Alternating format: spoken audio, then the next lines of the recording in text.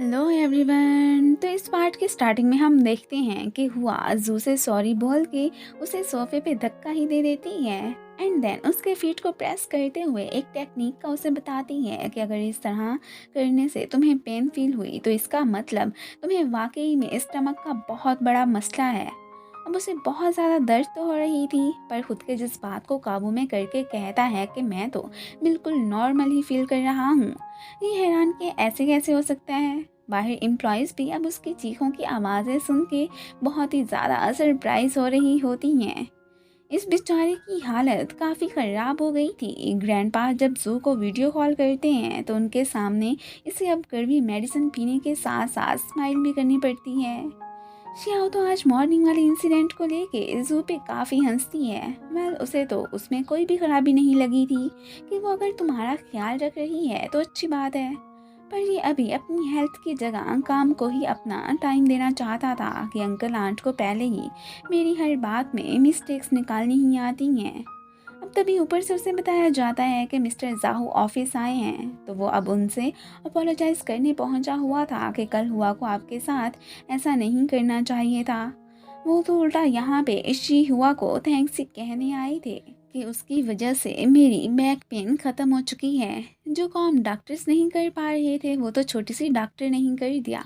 वो तो यहाँ पे उससे काफ़ी इम्प्रेस भी दिखाई दे रहे होते हैं कि नेक्स्ट टाइम उसे भी मीटिंग में ज़रूर लाना। उसके जाने के बाद इसने तो अब हर हाल में हुआ को जॉब से निकालने का फैसला कर लिया था कि अगर वो इन्हें क्योर ना कर पाती तो क्या होता। ग्रैंडपा को वो नो नहीं कह सकता था। सो इसलिए अब फिर अपने तरीके से ही री इसे यहाँ से भिजवाने का ही सोचता है। जू अब उसे अपने ऑफिस में बुला के बड़े प्यार से बात करता है। वो भी कल वाली मिस्टेक को लेके उसे अपोलोजाइज करती है।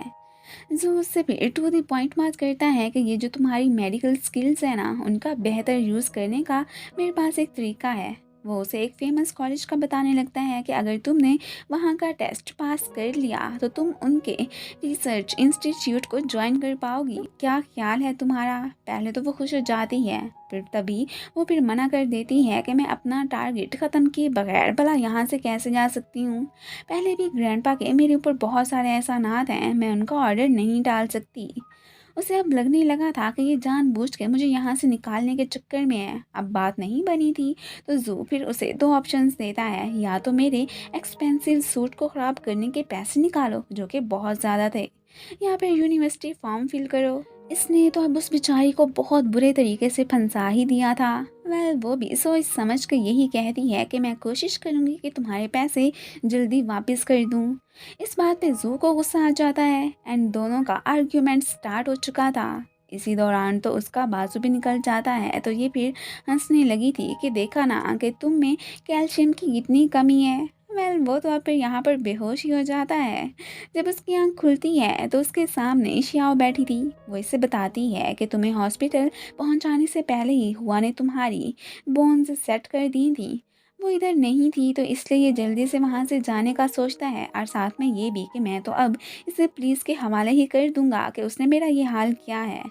पर ये उसे वीडियो दिखाती है कि यहाँ पे तो ऐसा लग रहा था कि फ़ाइट पहले आपने ही शुरू की थी।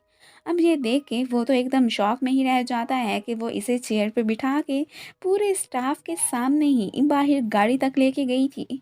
बेचारा काफ़ी एम्बैरेसमेंट फील करने लगता है कि इसने तो पूरे स्टाफ के सामने मेरी इज्जत की धज्जियां उड़ा के रख दी हैं। आखिर सब लोग मेरे बारे में क्या सोचते होंगे। वह उसके लिए मेडिसिन लेके आ गई थी। ये देख के श्याओ स्माइल करने लगती है। वह उसे हर्ट करने पर भी सॉरी बोलती है एंड साथ में ये भी कि जैसे मैंने तुम्हारी बाजू तोड़ी है ना वैसे तुम भी तोड़ सकते हो, मैं कुछ नहीं कहूँगी। वो तो कहता है कि मैं ऐसा नहीं कर सकता। इसी दौरान वो तो फिर से इसे हर्ट कर बैठती है। जू को अब इस पे बहुत गुस्सा आता है एंड वो इस पे भड़कता हुआ वहाँ से चला जाता है। ये जितना उसके दिल में जगह बनाने की कोशिश कर रही थी उतना ही वो इससे चिढ़ता ही जा रहा होता है। शियाओ अब इसे ड्रॉप करने जाने लगती है। जू ने तो अब सोच लिया था कि ग्रैंडपा को बिना बताए मैं इसे खुद ही जॉब से रिज़ाइन दिलवाने पर मजबूर कर दूंगा। ये रोती हुई फिर ऑफिस से जाएगी। ये सोचते हुए उसके फेस पे ईविल सी स्माइल भी आ जाती है कि अब देखना मैं इसका क्या हाल करता हूँ। नेक्स्ट डे जब वो ऑफिस आता है तो उसका असिस्टेंट फिर उसके हैंड का पूछने लगा था। वह भी इसके लिए मेडिसिन और ब्रेकफास्ट लेके आ गई थी। वो ये नहीं ले रहा होता तो वो ज़बरदस्ती इसे देने की ट्राई करने लगती है। पूरा स्टाफ ये सीन देख रहा था। ये तो अब फिर काफ़ी एम्बैरस होता है कि पता नहीं आखिर इस लड़की को क्या मसला है। अब तो उसे मेडिसिन भी लेनी ही पड़ती है। एम्प्लॉयज़ तो ये देख के सरप्राइज के आज तक बॉस को कोई भी कंट्रोल नहीं कर पाया है, और ये देखो हुआ कि कैसे बात मान रहे हैं। ये तो यहाँ तक सोचने लगी थी कि हो ना हो यही लड़की बॉस की वाइफ बनेगी। इनकी बातें शियाओ ने भी सुन ही ली होती हैं। वो तो इधर हुआ का दिया ब्रेकफास्ट लेके बैठा था। इसने एक मीटिंग अरेंज करवाई थी कि वहाँ पे तो मैं सबके सामने इसकी इंसल्ट करवाऊंगा। अब फिर हमें मीटिंग का सीन ही दिखाया जाता है। वो अब इधर जानबूझ के इसे वर्क के हवाले से बात करने को कहता है। ये भी वही वर्ड्स बोल देती है जो कि मास्टर ने इसे कहे थे। इसकी बातों से वो खुद ही कोई आइडियाज़ निकाल के उसे खूब अप्रिशिएट करने लगे थे। अब मिस्टर जू जब खाना खा रहे होते हैं तो ये ऊपर से पहुंच जाती है। यहाँ पे हुआ को पता चल चुका था कि ये तो फूड में काफ़ी पिकी है। वो इसके लिए खुद ही मील बना के लाई थी। वो खाने से इनकार करता है तो ये अब उसे ग्रैंडपा को बताने की धमकी देती है। उससे अब फिर ये खाया ही नहीं जा रहा होता। आखिर को उसका एक हैंड जो जख्मी था तो हुआ अब फिर खुद ही उसे खिलाने लगती है। एम्प्लॉयज़ तो ये देख के वीडियो ही बनाने लगी थी इनके बॉस और इसकी जोड़ी कितनी अच्छी लग रही है, और वो साथ में काफ़ी जेलस भी फील करने लगती हैं। शियाओ भी इन्हें इंटरप्ट किए बिना फिर वहाँ से चली गई थी।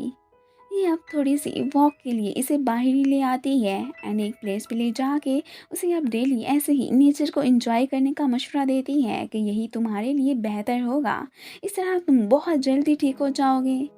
वो अब थक हार के ऑफिस पहुंचा था।